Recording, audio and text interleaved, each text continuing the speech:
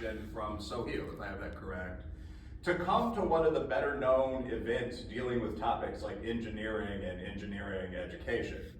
But I live not far from this area. My summer home is in suburban Chicago, and I'm a big fan of people in the academy getting out of their silos from time to time, as well as of me being invited to travel and stay in pleasant hotels. So I'm glad to be here. My topic here today is essentially the internal and external validity of the modern quote-unquote DEI movement. As was noted, I'm a professor of politics at the Kentucky State University, and I'm also almost certainly better known as the author of the books Hate, Crime, Hoax, and Taboo, as well as the $50 million question, which looks at how people value identities like race and sexual orientation, a good chunk of the recent red, white, and black, and so forth. And while these are actually pretty empirical, Hate, Crime, Hoax is based around what is now a more than 1,000 incident study of observed cases, they're to some extent seen as edgy books in the American popular media. 3 of the 4 were popular press. I'm pretty active on Twitter and other social media, and I sometimes get billed as a quote-unquote anti-woke writer or some such when I talk about the issues that I'm going to discuss today. But this is a serious topic which arises from a serious question. And I think that question could be framed as, are univariate or bivariate systemic explanations for what you could call group outcomes, as versus deeply multivariate explanations for those outcomes, which are also systemic, as versus cultural explanations for those outcomes, so on down the line, in fact, provably correct. And it's not always phrased this way, but in the modern American university, the default assumption is that they are, that the univariate or bivariate system level explanations are simply real.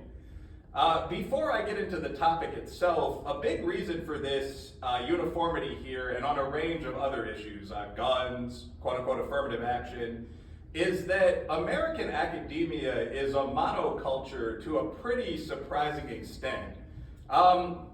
Just out of curiosity and for personal amusement, raise your hand in the room if you voted for Donald Trump. Okay, fair enough. Thanks for being honest, by the way. Yeah, it's often very hard to swing against the crowd. I actually didn't myself. I lean to the right personally. But I mean, the picture is a bit different in the hard sciences, although this is changing. But in my field of quant social science, 18% of professors currently identify as Marxists or communists. Another 21%, if I recall the figure correctly, identify as radicals politically. And 24% identify as left-wing political activists. Those 3 questions were phrased separately, so logically the total there would be around 60%. You can check out the data I just mentioned on EconLive, the database resource, in the report, The Prevalence of Marxism in Academia. In contrast, a little under 10% of academics, at least across these same fields, identified as Republicans or conservatives. And a ton of different studies show this. Per some newer data, this is Rothman, Lichter, and Robert, the breakdown of Democrats as versus Republicans is 59% Democrats versus 0% pachyderms in sociology. It's 69% versus 2% in English and English literature. It's 63% versus 1% in performing arts. And I mean, in a primarily engineering-focused audience, you might say something along the lines of, well, of course, over there. But the ratio is 70% to 4% in history. It's 58% to 8% in my field, which is quant political science. I actually checked out your focus fields. It's 34% to 12% in engineering at present. Except for a very few things like nursing, the most balanced field in academia currently seems to be computer science, which was 42% to 21%, only 2 to 1. And this is true across almost all of American discourse. I wouldn't argue, by the way, that this is true across all of our centers of power. The military leans remarkably in the other direction. So does law enforcement. Imbalance is pretty striking across a lot of sectors of our society. We can really discuss why this is. But in higher education, secondary education, the NGO sector, the trend is, as I just described it, in a way that tends not to be true in East Asia, South Asia, West Africa, Arabia, Eastern Europe, even a rival in the West like Germany. In national media, in a famous 2004 study replicated 2011 by Pew, it was, I don't know if discovered is the word for this, it was found that only 7% of national mass media journalists identify as conservatives of any kind. That would include the center right, that would include sort of bad boy libertarians. 93% were leftists, liberals, or left-leaning moderates. So in this environment, whether or not we like this term or like to admit this about ourselves, our baseline does tend to be pretty quote-unquote woke. We hear a lot about concepts like systemic racism, and these often go almost entirely unquestioned. It seems to be almost universally accepted, at least in public while people are fully sober, that all disparities in performance indicate some kind of subtle discrimination. Scholars like Ibram Kendi, Robin DiAngelo have made a career out of this claim. At root, Dr. Kendi's argument is extraordinarily simple, and that's not an insult. You can agree with it, you can disagree with it. But he argues that any gap in performance between two large groups has to be due, logically, to one or two things. Either quote-unquote racism or racist policy, no matter how hidden or subtle on the one hand, or two, to inferiority on the part of one of the two groups. This is actually, I wouldn't necessarily consider it brilliant, this is actually an extraordinarily powerful argument. Because what Dr. Kendi is implicitly saying is that if you do not accept his argument, and in my opinion, truffle hound with him for hidden racism, you must be a racist. By the literal definition of a MacArthur genius, if you don't think that the explanation for every gap in society is bigotry, you must then believe blacks are inferior to whites, or whatever. Hispanics are in some cases inferior to blacks. You must believe in the other explanation for the gaps that we see in society. Most of how to be an anti-racist is based around this claim. The problem here, though, is that this argument is testable and flawed. When we break through a bubble of politeness that we may not even have been aware of living in, there are some very significant problems with it.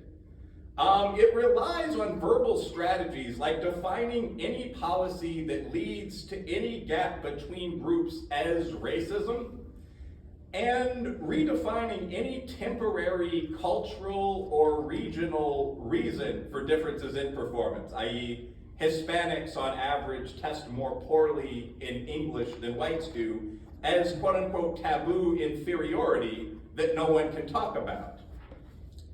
So this sort of argument keeps forcing us to ignore more and more increasingly visible outliers. In my opinion, almost no one who has worked on Wall or LaSalle Street or watched a spelling bee can believe that the most successful citizens in the USA are sort of traditional rural Americans, mostly white. And it turns out that this sort of passing citizen's impression is correct. Per the formal lists of US ethnic groups by personal and household income that have been up on Wikipedia and Britannica for years, the most successful American pop group, as I would put it, large population group, is in fact Indian Americans, who make almost twice the national average at $126,000 per year. Last I looked, number 2 was Taiwanese Americans. Most other East Asians also do very well. Number 3 was Filipino Americans. Southeast Asians also do very, very well. The most successful Caucasian group was Jewish Americans.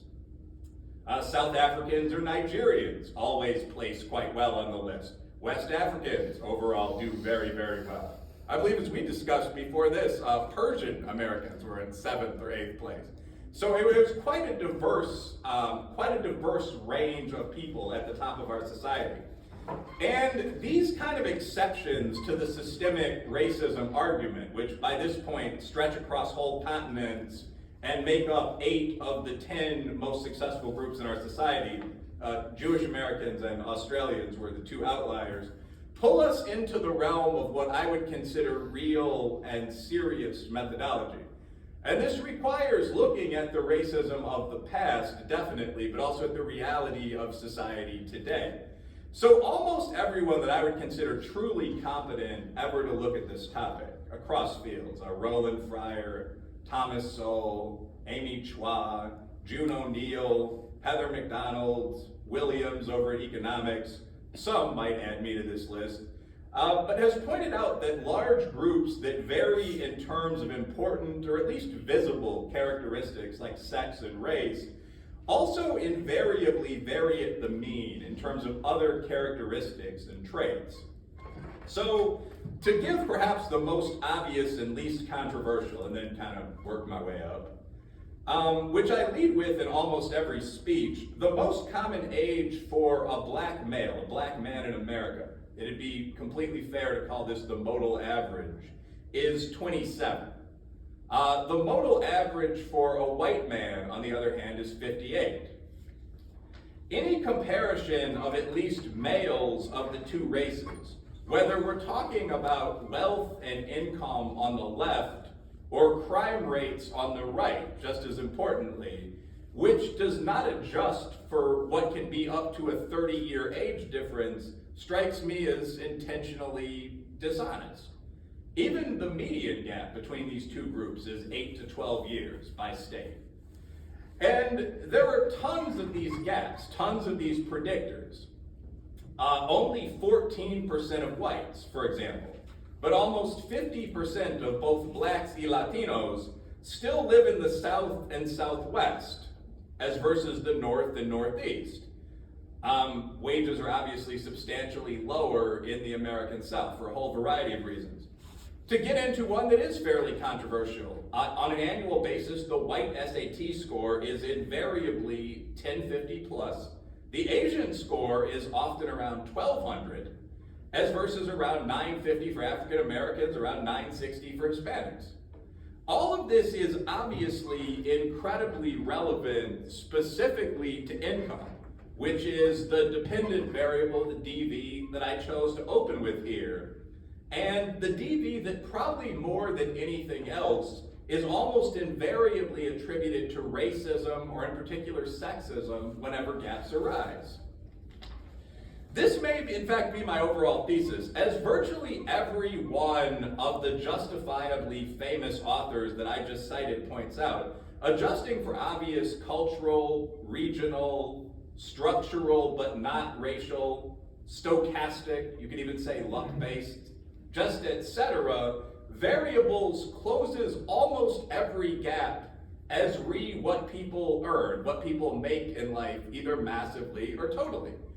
To some extent, speaking to an audience of hard scientists, and again, we'll get into the reasons for this, and I expect some interesting questions, but this point at a baseline level just makes sense.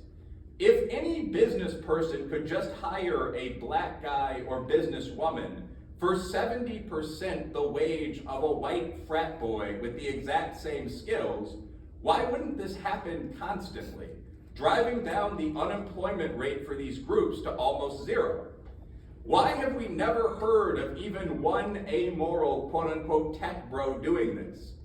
An engineering firm staffed entirely by hyper-urban black and Latino guys, or punk rock women from Oakland, the city I mentioned earlier.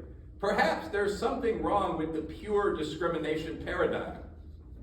Now, no widely believed idea dies easily, and I was at first surprised by the response to what I just said when it was presented a couple of years ago. that adjusting for basic things like age and region and board scores closes almost all gaps in performance in modern America, in modern American society.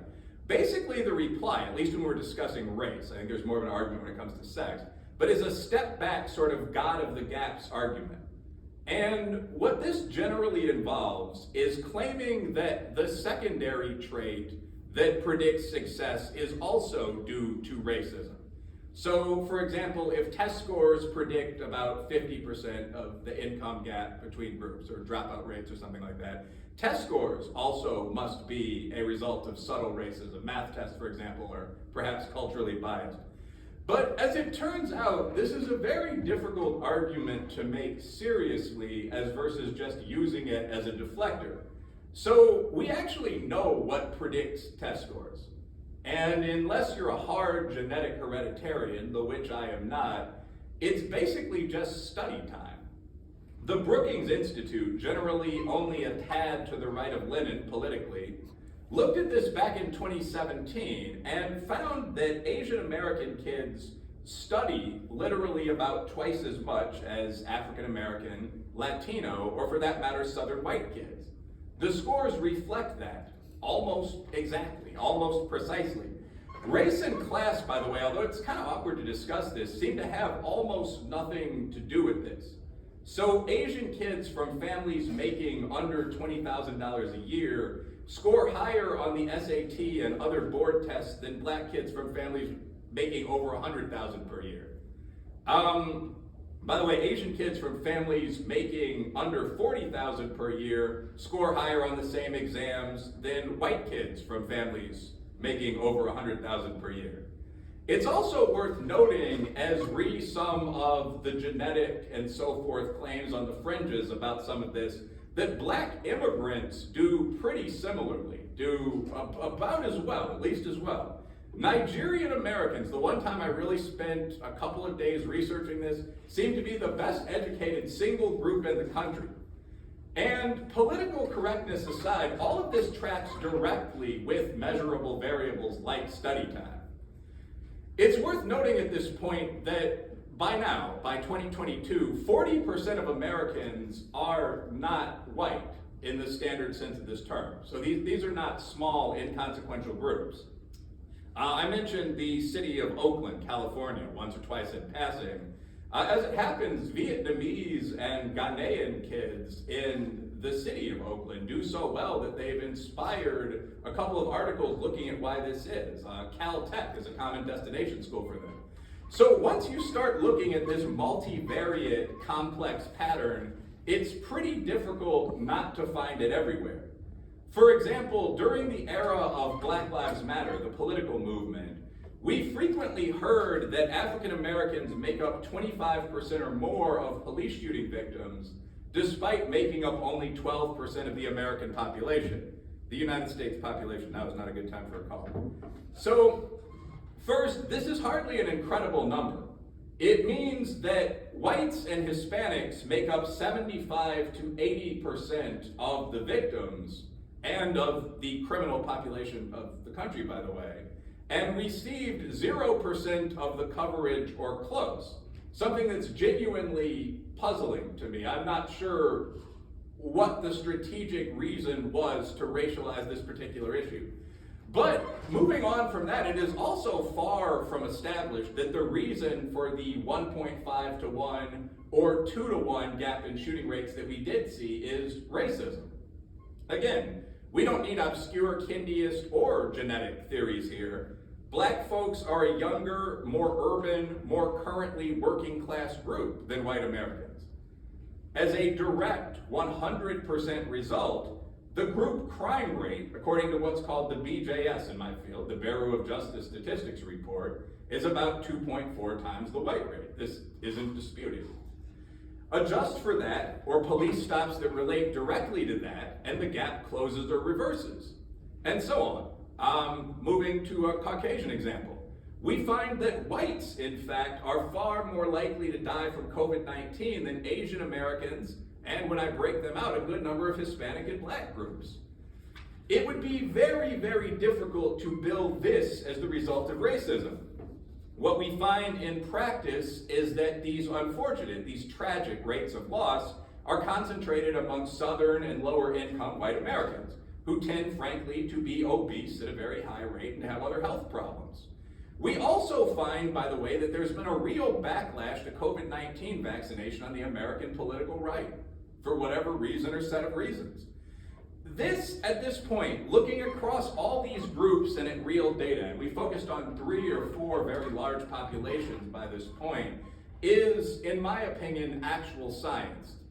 The kind that we are supposed to be doing before reaching conclusions that are sweeping and important. Another obvious point worth making here is that more than 40% of group gaps in society, that's an estimate to be clear, that's from my next book, but an empirical one, operate to the benefit of quote unquote POC, people of color and other minorities. So Asian Americans even aside, middle class Black Americans, Arab Americans, Polynesians, Cuban immigrants, etc., don't seem to be doing too badly in modern US society. And no one seems to be arguing that the NBA or NFL drafts, the pools of MacArthur geniuses and recording artists that are currently being given major deals, the recent crops of Harvard and Yale students, etc., be equalized to let in more white guys. If you have found anyone doing so, please let me know during or after the event.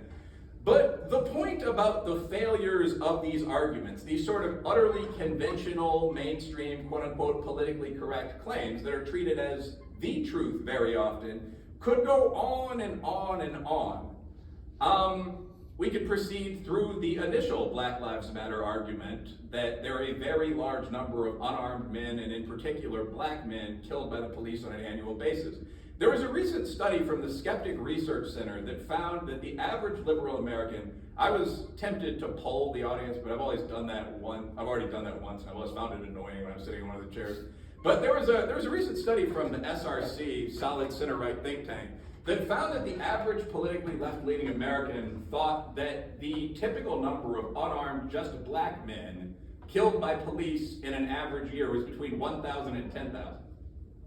And the number for all men was about twice that. So between, say, 2,000 and 20,000 unarmed guys shot by police in a typical year.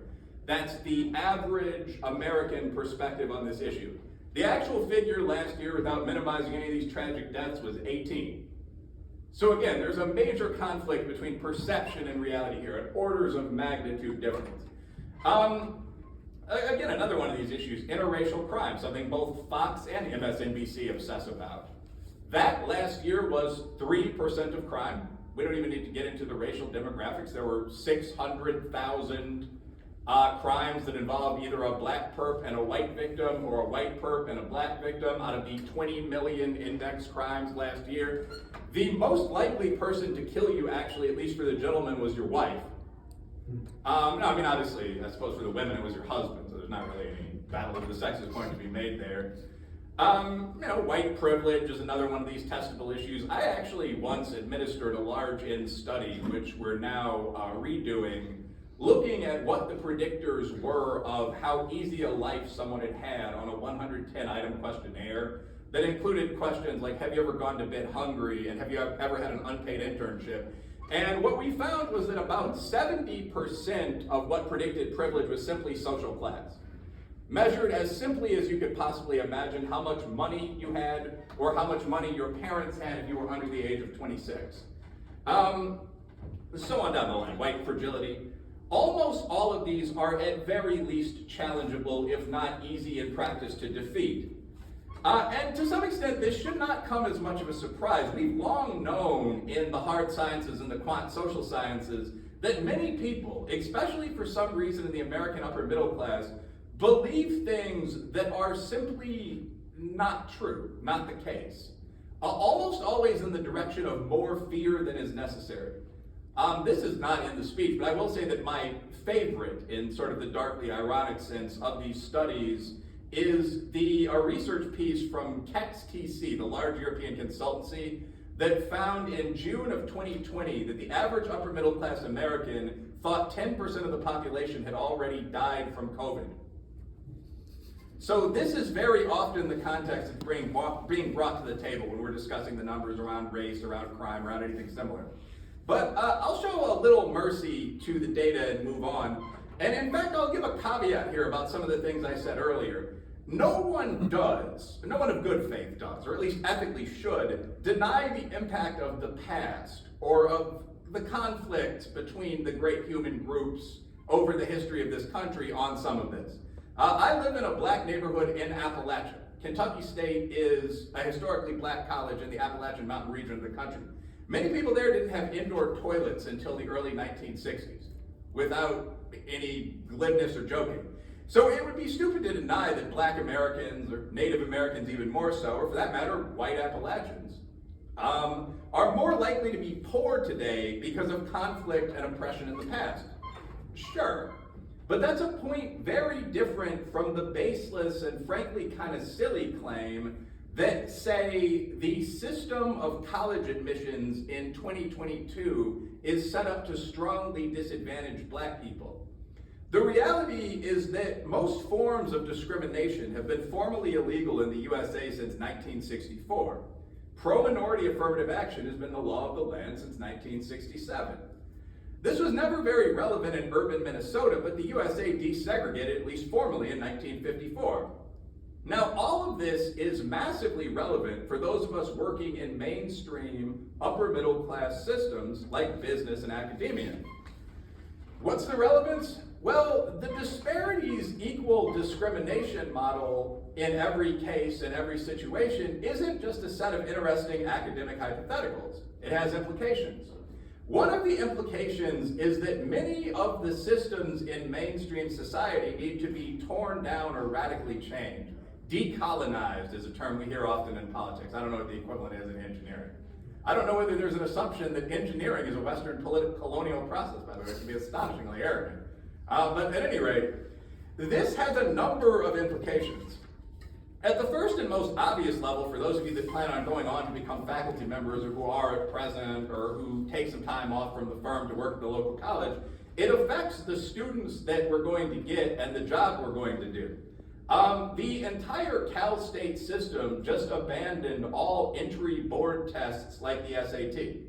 The argument was extraordinarily simple and explicit. These produce gaps, so they must be racist. We're going to see over the next 5 years how well this works, and if it works even reasonably well, they're going to continue not using tests at all. In Kentucky, we're discussing proportional grading. So the argument here would be that if, as a professor, you give, say, more A's to women than men, or whites versus African Americans, or something like that, you are probably a bigot. So you would need to go through some kind of re-education process, or you would need to work on the assignment patterns for your grades. We're seeing a commitment to the currently dominant ideology become part of the hiring process. So in most faculty hiring groups that I've become aware of or that I've participated in over the past couple of years, we've seen something like the equity statement. How are you going to increase diversity, the participation of X group in your field? This one may be the most harmless of the three, but it certainly requires committing in full to the set of ideas that we've been talking about so far today.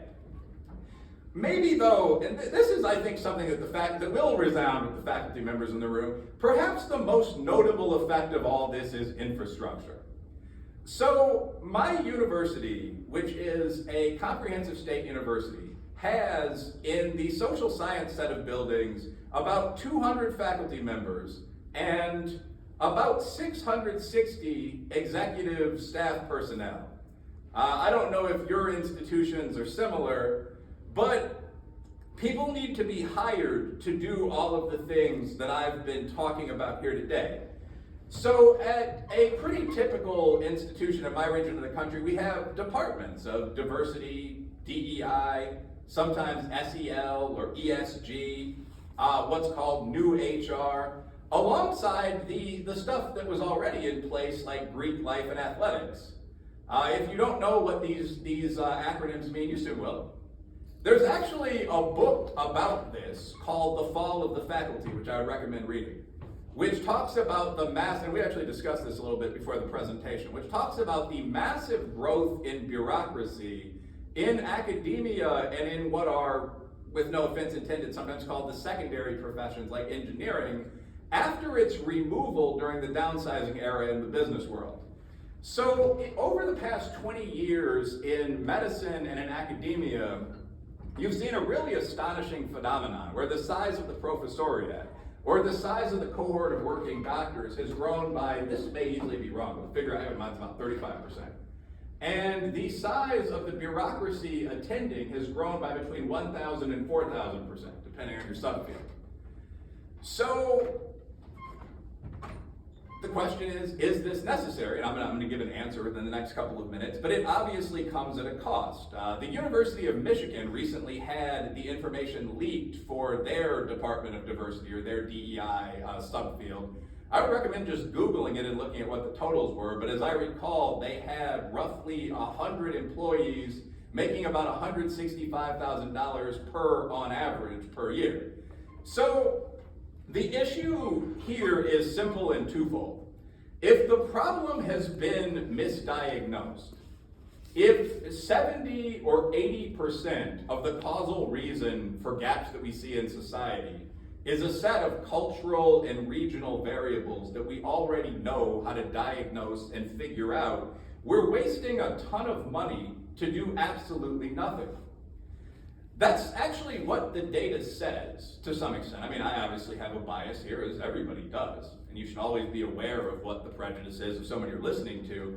But I mean, in this particular case, Harvard Business Review in 2014 ran a fantastic article just literally called "Diversity Training Doesn't Work," which looked at every study that had been done up to that point. That's a pretty easy title to remember, Diversity Training Doesn't Work.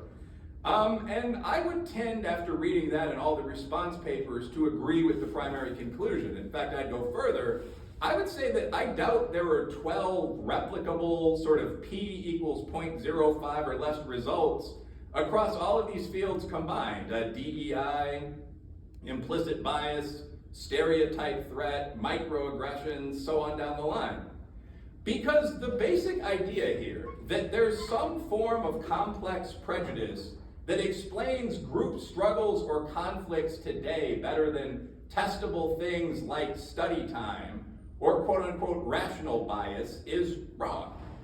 The bigger problem with all this, and this is coming up on the end here, the bigger problem with all of these ideas is this: because this doesn't work, it doesn't help the kids we work with, speaking at least for myself as an academic, or really anybody else. Dropping people off in elite institutions where they fall 200 points behind the SAT average and trying to help them fit in by reducing racism does nothing. Now, there actually are solutions to these problems. This is more the next speech in this series, if you will. But I mean, for example, Roland Fryer, who I've quoted a couple of times, has found that intensive training early on, especially in mathematics, does seem to massively help kids, especially poor kids, do better. So instead of relaxing the standards later on in life, devote massive amounts of money and time to helping people who are struggling. This seems to be the morally worthwhile thing to do. Now, it's worth noting that a lot of these campuses, if you're talking about Harvard or even my institution, are hedge funds with buildings attached. I mean, Harvard's endowment is $70 billion. They could go to the hood or the holler and completely revamp the educational system permanently anytime they wanted to. They just don't want to. It's easier to do it this way. As someone who's often been a boss in the business world and then on the academic side, there are also ways to remove almost all racism and sexism from most hiring decisions rather simply. One I'd recommend to those who are in leadership roles in the room is simply blind hiring. Have someone in HR take the names and identifying information off resumes. Takes about 5 minutes to do. There are entire books on it, like blind hiring. You have absolutely no idea whether you're hiring men or women. Have a set standard salary cap for each position level. You've eliminated 95% of the possible bias in the room by doing that. Obviously, everyone opposes actual racism and sexism. I recommend every leader in the country begin doing that tomorrow. These things would actually work. So my final suggestion is do them, stop hunting for ghosts, they're not out there. Now I look forward to people agreeing with me or shouting calumnies for the next, 40 minutes or so.